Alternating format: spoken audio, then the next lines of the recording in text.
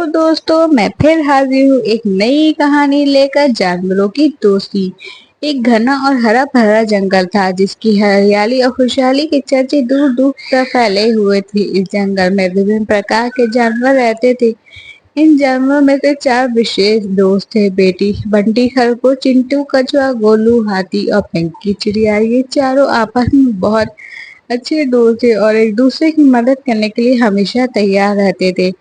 बंटी खोश अपनी तीव्र गति के लिए जाना चाहता था। वह दौड़ने माहिर और अपने तीव्र के कारण हमेशा अपने दोस्तों को परेशान होने से पहले ही शिकार अन्य खतरों में से जानकारी देता था। चिंटू कछुआ धीरे धीरे लेकिन धैर्य पूर्वक चलता रहता था और अपने धैर्य से अपने दोस्तों को सिखाया जल्दबाजी में किए गए काम हमेशा अच्छे नहीं होते। गोलू हाथी जंगल का सबसे मजबूत जानवर था। वह उनकी शक्ति से वह अपने दोस्तों को कई बार रक्षा कर चुका था।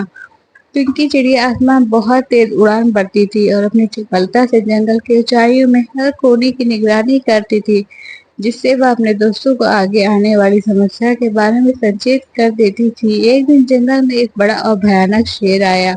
शेर ने घोषणा की वह इस जंगल का नया राजा और अब सभी जानवरों को उसकी सेवा करनी होगी।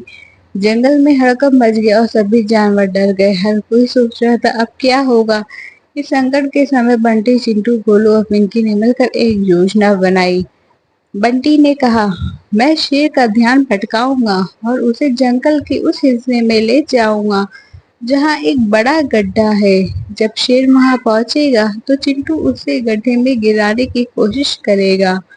चिंटू ने हामी भरी और कहा, बिल्कुल, मैं उस गड्ढे को और गहरा बनाऊंगा ताकि शेर उसमें से बाहर ना निकल सके।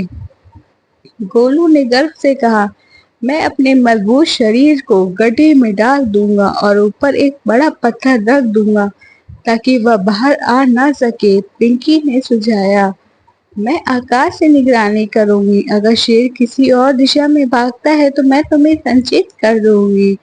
योजना के अनुसार बंटी ने शेर का ध्यान भटकाने के लिए उसे गड्ढे की ओर भगाया। शेर तेजी से उसके पीछे दौड़ा और पूछने लगा कि शेर से खरगोश को पकड़ना कितना आसान है।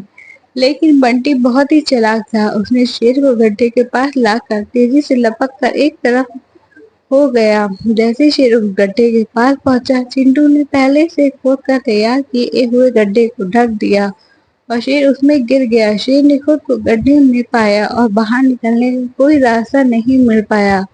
तभी गोलू हाथी ने अपनी ताकत का उपयोग करते हुए गड्ढे के ऊपर एक भारी पत्थर रख दिया, जिससे शेर बाहर नहीं निकल पाया। पिंकी चिड़िया ने अपनी तरफ से आकाश में उड़ान भरी और पूरे जंगल में घोषणा की, शेर अब फंस चुका है, सभी जानवर अब सुरक्षित हैं।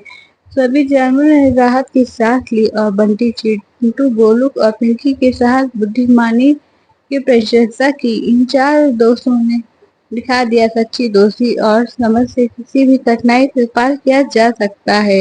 इस घटना के बाद जंगल के सभी जानवर और भी अच्छे दोस्त बन गए, एक दूसरे की मदद करने का संकल्प किया। कुछ समय बाद शेर ने अपनी गलती मानी और जंगल के जानवरों से माफी मांगी।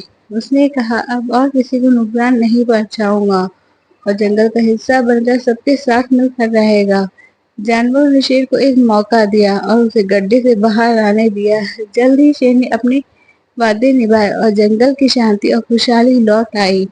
इस प्रकार जानवरों की दोस्ती ने सिखाया कि मिलकर काम करने से बड़ी मुसीबत को भी पार किया जा सकता है।